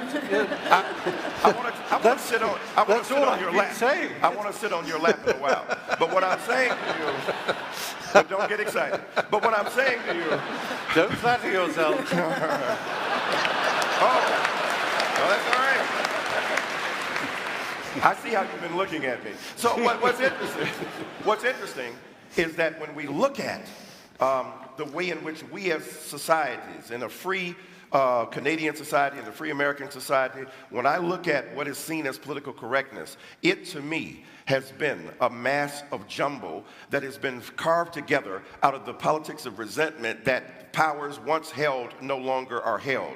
Freedoms once exercised absolutely must now be shared. So I am in agreement with both of my gentlemen to my right who believe that political correctness has been a scourge, but not necessarily the way you think so. I think it's been a scourge because those who have been the deployers of power and the beneficiaries of privilege have failed to recognize their particular way. And at the end of the day, I think that those of us who are free citizens of this country and of America should figure out ways to respect the humanity of the other, to respect the individual existence of the other, but also respect the fact that there have been barriers placed upon particular groups that have prevented them from flourishing. That's all I mean by political correctness. Well said. I'm going to give, before we go to closing statements, the final words on this topic to Michelle and then you, Jordan. So I think part of the frustration here is that I think that both of you have radically different ideas of what we're talking about when we talk about political correctness. It seems to me that you're talking about politically correctness. You mean this kind of feeling of anxiety that a lot of people feel because we all live now in this terrible crowdsourced panopticon, when you worry that any stray phrase that you use will be, any stray phrase you utter might be used to defame you, right? And I think that a lot of people feel that anxiety. I disagree that that is something that is being solely kind of perpetrated against, you know, insouciant kind of Oscar Wildean figures by a censorious left-wing horde, because it's coming from all directions, right? This phenomenon, which sucks, is all over the place. I mean, I get it when I write something critical of the way that the IDF behaved in Gaza. You know, it's coming at everyone, and I think that there's a way in which when it comes at a certain sort of figure and there's a certain set of complaints, and you feel unjustly criticized and you feel silenced, which again I think is really different than being silenced. You call it political correctness, and I would like the culture also to be more, you know, freewheeling. I think one solution, you know, you're not going to kind of get the left to I don't know, they can't kind of put an end to this because it is much more of a mob social media phenomenon than it is kind of some diktat coming up from on high. And so really the only way to break through it is to say what you say that you're afraid to say, right? I mean, that's the only way to sort of pop this bubble or kind of end this anxiety, or at least diffuse it a little bit. Whereas, again, what I hear Mr. Peterson talking about as political correctness is something much more broad and much more kind of much more fundamental to social change. And you're talking about, you know, you want me to define, or one of us to talk about when the left goes too far. And if I'm, you know, I certainly don't want to be a woman putting words in your mouth, but if I hear you correctly, what you're saying is that you want me to kind of renounce Marxist categories, or to... It's up to you. Well, I just want you to do it. I want you to define when the left goes too far. You can do it any way you want. Like I said, I think that the left goes too far when it is violent or censorious, when it tries to shut people down or no platform them, or when it acts violently. I'm not sure what you expect Something beyond deeper. that. Something deeper, how? Yeah.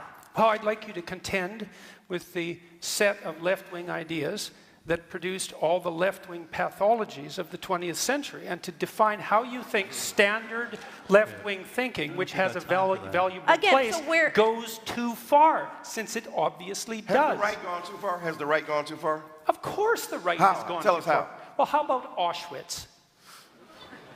I mean... Well, I was talking about 20th century right? politics. What else? More recently, what has gone wrong with the right? Look, I don't like identity politics players at all. I don't care whether they're on the left or the right. I've been lecturing about right-wing extremism for 30 years. I'm no fan of the right, despite the fact that the left would like to paint me that way because it's more convenient for them. How has the right gone too far recently? Well, where? It's threatening to go too far in identitarian Europe, that's for sure. It's gone too far in Charlottesville. It went too far in Norway. Like, how long a list do you want? And why am I required to produce that? To show you that I don't like the identitarian right? I just thought I'd ask you. I was actually asking you a question. So your assumption is somehow that I must be on the side of the right. It's like, look, the right hasn't occupied the humanities and the social sciences. It's as simple as that for me. If they had, I'd be objecting to them. Say that again, I didn't hear that. The right has not occupied the social sciences and the humanities. And the left clearly has. The statistical evidence for that is overwhelming. Sir, what about IQ testing in terms of genetic inheritance? Sorry, we're here to talk about political correctness, and we've done a damn poor job of it. I see. I gave you an example. Okay, now you can't answer it. Let's all then redeem ourselves with our closing statements. I'm going to put 3 minutes on the clock. We're going to go in the reverse order of the opening. So, Stephen, you're up first. Oh, lordy, lordy. Yes, up. There we are. I'll hide behind the lectern in that case. Well, I've been fascinated by this conversation. There's been an enormous clash of cultures in the conversation. We've had, you know, classic, if I can call it, huckstering snake oil pulpit talk, which is, it's a mode of discourse, it's a rhetorical style that I find endlessly refreshing and vivifying, but I'm not sure that we actually focused on the point in question. And my objection has always been towards orthodoxies. I'm a heterodox and a contrarian, and I can't help myself. And I think there's been an underestimation of the fact that language does affect people. It does make the young in particular, as they're starting out on their educational or their work careers, it makes them very anxious, it makes them very angry, very upset, very alienated, to feel that they don't know anymore how to operate in the world, how to engage in relationships, how to think honestly. So they accrete more and more to their own mini groups. And I think that's dangerous and unhappy for society. I think it's reflected in a paucity of cinema and literature and art and the culture generally, is that there's a fear that's pervading it. And while people can talk to academia and say, you should come and see our lessons, our lectures are open and free and ideas are exchanged. I'm sure that's true. I'm sure it's true, but I don't think we should underestimate how much this feeling is prevalent in the culture of this strange paradox that the liberals are illiberal in their demand for liberality. They are exclusive in their demand for inclusivity. They are homogeneous in their demand for heterogeneity. They are somehow undiverse in their call for diversity. You can be diverse but not diverse in your opinions and in your language and in your behavior. And that's a terrible pity. So I would say that I'm sorry that it got a bit heated in places, because I was hoping it wouldn't. I was hoping it would be a shining example of how people of all different kinds of political outlooks can speak with humor and wit and a lightness of touch. As G.K. Chesterton said, angels can fly because they take themselves lightly. And I think it's very important for us, who are privileged, all four of us, privileged to be here, to be asked to be here, to take ourselves a little bit more lightly, not to be too earnest, too pompous, too serious, and not to be too certain. It's a time, I think, for really engaging, emotionally fulfilling, passionate and positive doubt. That's what I would urge. Thank you.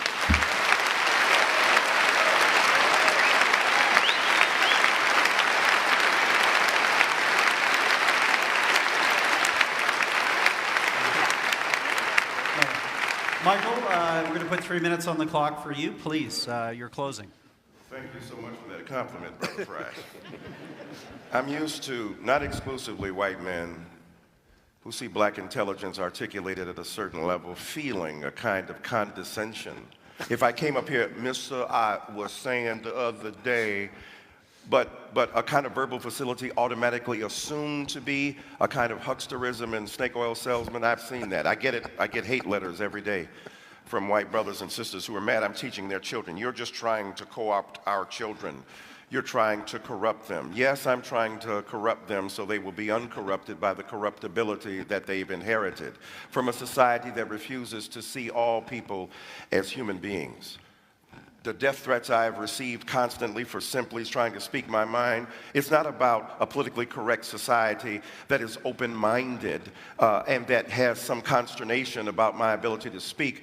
I'm getting real live. You want empirical death threats that talk about killing me, setting up to hurt me and harm me, simply because I choose to speak my mind.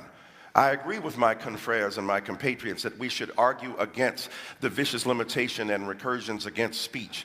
I believe that everybody has the right to be able to articulate themselves, and the enormous privilege we have to come to a spot in a space like this means that we have that privilege and we should be responsible for it. No matter where we go from here, me and Brother Peterson will go to a Black Baptist church.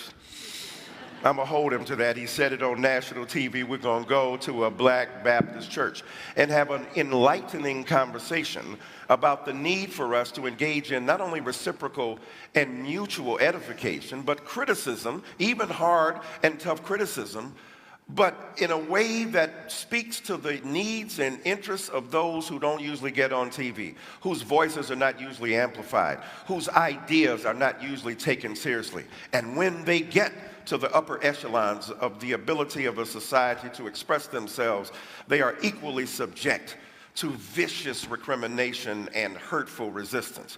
There's an old story about the pig and the pig and the chicken going down the street and said, let's have breakfast. The chicken just has to give up an egg. The pig has to give up his ass in order to make breakfast. We have often been the pigs giving up our asses to make breakfast. Let's start sharing them asses with everybody else. Thank you.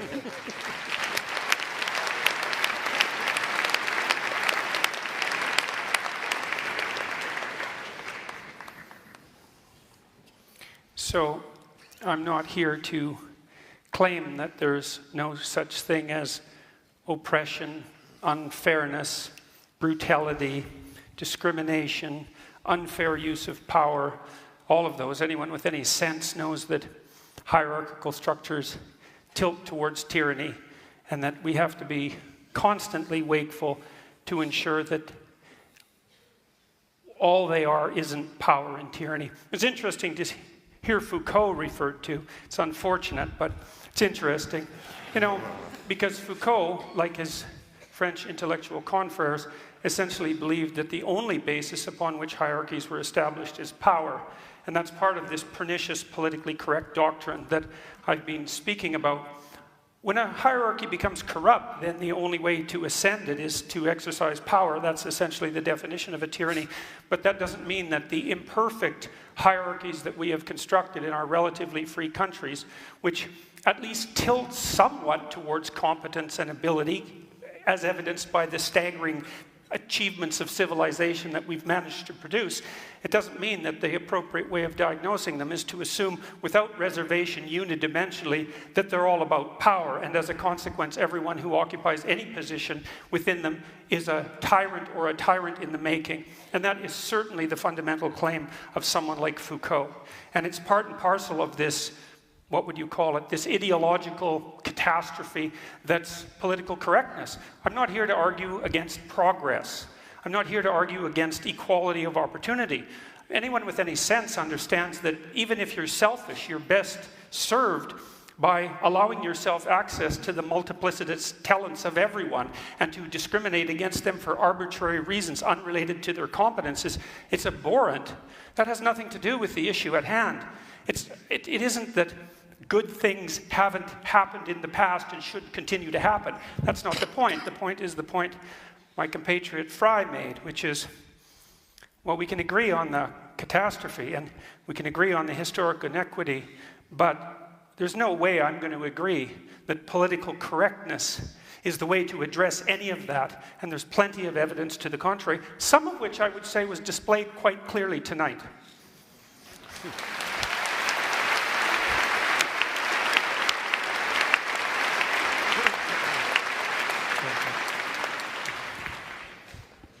So I think one of the irresolvable issues that we're all coming up against is the role of feelings, right? Stephen Fry has kind of asked us to recognize and empathize with this feeling of being silenced, of being threatened, and I do, and I get it. You know, I feel it sometimes too in my columns. I hate it when I write something that then, you know, gets a kind of irate Twitter mob after me. But if, say, I stood up here and said, you know, recognize how threatened so many women feel when, for example, the kind of, one of the best-selling and most prominent intellectuals in the world right now says in an interview that maybe the Me Too movement has shown that this whole experiment of men and women working together is just not working. Or, maybe if women don't want the workplace to be sexualized, they shouldn't be allowed to wear makeup. I didn't right? say that. Well, Google I it. didn't say it was that. a Vice interview. Google it. Yeah, well. So, right, if I say, I feel threatened, right, then I'm being kind of politically correct and hysterical. So much of the debate about political correctness. But there's one group that really does think its feelings should be accommodated. And that is what we keep coming up against, is that, there's a group of people, and to some extent I'm part of it, that feels uniquely that our feelings of being silenced, marginalized, censored, that those feelings need to take primacy, that we can kind of sneer when these other groups ask for us to take seriously their feelings of being threatened or their feelings of being marginalized. Then we call those demands political correctness.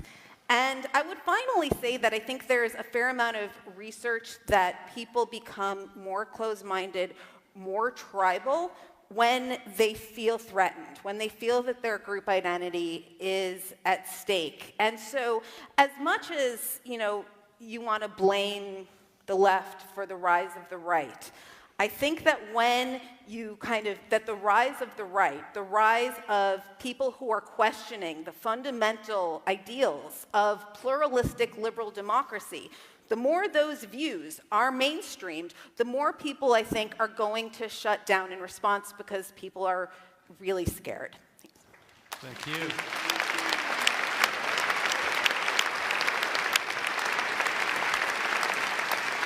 Well, first of all, I think on behalf of all the debaters, I think we want to thank the audience. You were engaged, you were mostly civil, and not so civil in ways I think that we enjoyed. So I think on behalf of the debaters, everybody, thank you, audience. This was a challenging topic, and you did a great job. We appreciate it. Also, a big thank you to our debaters. It's one thing, all of these give regular speeches, but it's a very different thing to come on in the stage in front of a live audience, a large television audience, and have your ideas contested in real time. And again, to all four of you, thank you for accepting our invitation to come here tonight. Greatly.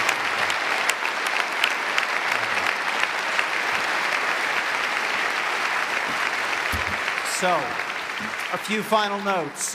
First, thank you to the Aurea Foundation, the Munk family, for once again convening us here at Roy Thompson Hall. We're going to do it all again this coming autumn. All of you have a ballot here in the hall. You can vote on your way out. We'll have those results for you just probably after 9:15.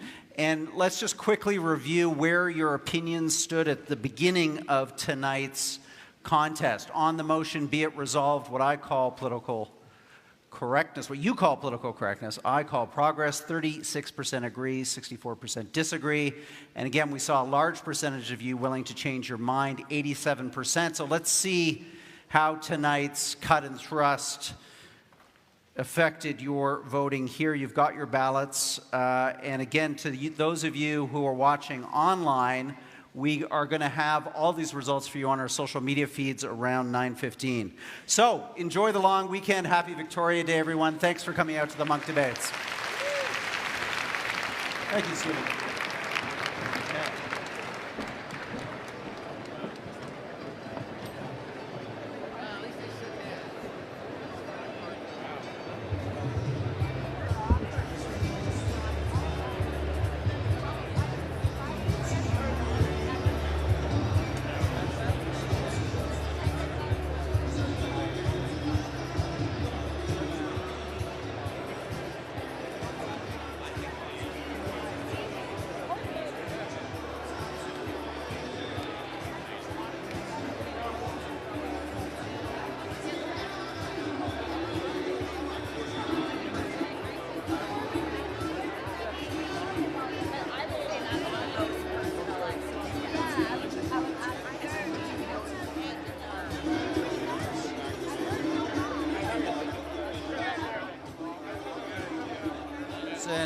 and Stephen Fry right now to get their reactions to tonight's debate. Some hotly contested moments here, so we'll be curious to see what happens with the audience vote over the course of the next few minutes. And also for those of you watching online, we have had our running poll.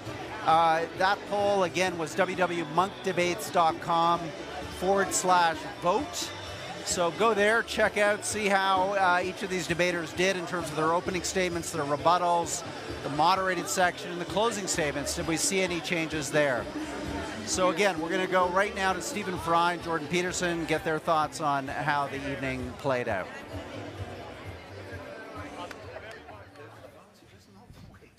Gentlemen, thank you.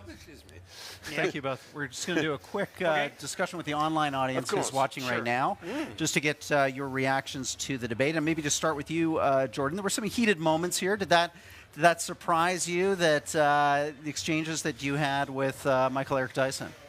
Well, I wouldn't say it surprised me. Well, I suppose it probably did. It just didn't seem like a very good tactical move.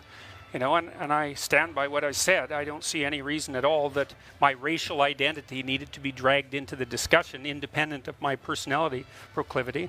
I would say what I just said to Mr. Fry here is that it was a pleasure sharing the stage with him. I've rarely heard anyone ever deliver their convictions with such a remarkable sense of passion and wit and forbearance and erudition. It was really something. Yeah. And Stephen, a challenging debate because in a sense we're trying to mesh two different views here, two different worldviews, one very focused more on identity politics, group identity. You, in a sense, having an argument really more about the larger culture itself and the tenor and tone of the conversation within it. I worried that I was being a little kind of scattergun, really, and that both scattergun and too specific, that I had just taken very literally the popular idea of political correctness as being a kind of control of language and a shutting down of certain phrases or an introduction of others, and the kind of day-to-day, as I say, human resource departments of corporations and that sort of thing, and so I was slightly disappointed that it just became a debate about race and about gender and so on. And, but that was, I guess, natural. And I still, the fact is I'm still a lefty, but a soft one. I just don't have... You're not too soft. Flabby, squashy in every sense. And I realize that that's not a political point of view. It is a personal one. Right. And the gap between the personal and the political, which is a space you obviously are very interested in as a psychologist, is one that is rarely explored. People are either so personal that it has no application in the outside world and the organization of human affairs, or they're so political and so much to do with structure and distinction between hierarchies and networks and so on, that they forget the individual. And that's the space in which the impassioned liberal lives, and it's not easy to do it because you often do sound rather wet, and I'm aware that I did. But I enjoyed it. Yeah, really thank you for coming. Just finally, before I free you two both to a well-earned drink, anything left unsaid, Jordan? Any point that you wanted to make that you didn't feel you had the time or the opportunity? No, I don't think so. I said my piece, yeah. Great. Same question to you, Stephen. I know. I think I got across. I mean, there's so much you can talk about in that field, and I just wanted to leave with the point that I do want, like everybody, it's a no-brainer. We want the world to be fairer, juster, sweeter, kinder, but it's how you get there, and I felt that wasn't really addressed. Okay. Well, gentlemen, thank you both very much from our online audience. A big thank you also, I know, to Jordan Peterson and Stephen Fry for participating in, a debate with some stakes on the table, for sure. Thank you, gentlemen. I'll see you in the reception. You bet. Again, online viewers, we now have Michael Eric Dyson coming into the camera range here with Michelle Goldberg to get their reactions to the debate. So, guys, thank you for being part of this. You know, it's a complicated subject. It's got a lot of different moving pieces and elements. I think we addressed some of the constituent parts. Maybe start with you, Michelle. Was there something on stage that you wanted to say that maybe we didn't have the time or you didn't have the opportunity? Now's your chance. Well, I guess the only thing I can think of is that maybe I wish that we could have drilled down a little bit more into the gender piece of this, and again, to, what we're really arguing about, particularly with Mr. Peterson and the kind of range of progress, the range of feminist progress that he considers political correctness. I think part of the frustration is that him and Stephen Fry are talking about and defending, I think, a fairly discrete set of ideas with some overlap. You know, and one of the difficult things about political correctness is it's a slippery term that's deployed to talk about a whole range of phenomenon. Yeah, and close down conversation and open up conversation. How did you feel, Michael? There were some points there, some points of sharp exchange. We appreciate that at the Munk Debates. I mean, this is not a place for shrinking wallflowers. But any unsaid thoughts? Anything that you want to put a point on now? I think you have to hold people intellectually accountable, and to deny some of the things to Michelle that he said, and to present himself, Mr. Peterson, in a certain way without seeing some of the abhorrent things he said about women and other minorities, I think demands an engaged response to him. And I think that the idea itself, as Michelle stated repeatedly, and Mr. Fry talked about his frustration, he said, we talk about everything but political correctness. Well, the reality is political correctness rests upon some serious political work in this culture, in Canada and in America, that needs to be done. And what I tried to, in terms of giving a brief genealogy, we didn't have political correctness as long as white, straight men were in charge. There was no argument about, let's get this right. But when people who exercise power no longer exercise absolute power, still predominant power, then there's an argument. And I think, to Michelle's point, about gender, about the workplace, about race, about sexuality and the like, I just think that it was a unnecessarily vigorous and sometimes sharply worded debate between us all. Michelle, final word to you. Well, if you are curious about the quote that I mentioned about, maybe this experiment with women and men working together, maybe it's not working. I mean, please do Google it. It's an interview with Vice. Did you put one of your columns? Promote one of your columns. I don't know, but I guess again.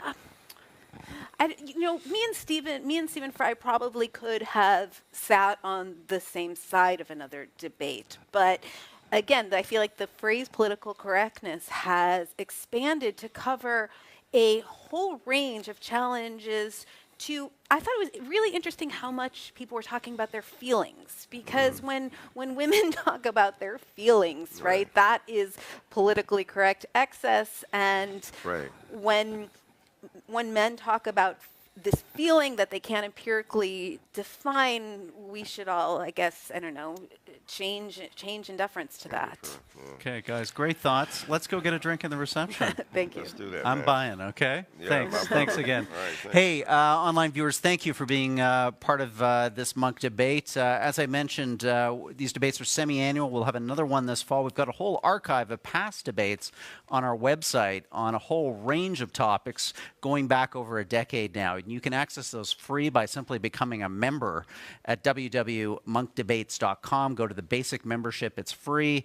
And we have a rock-solid privacy policy there. We respect your privacy. So finally, check us out on Facebook. Thank you for the 26,000 new follows in the last 10 days. We appreciate it. This debate will be archived on our website for the next while, again, for free. So share it with friends and family.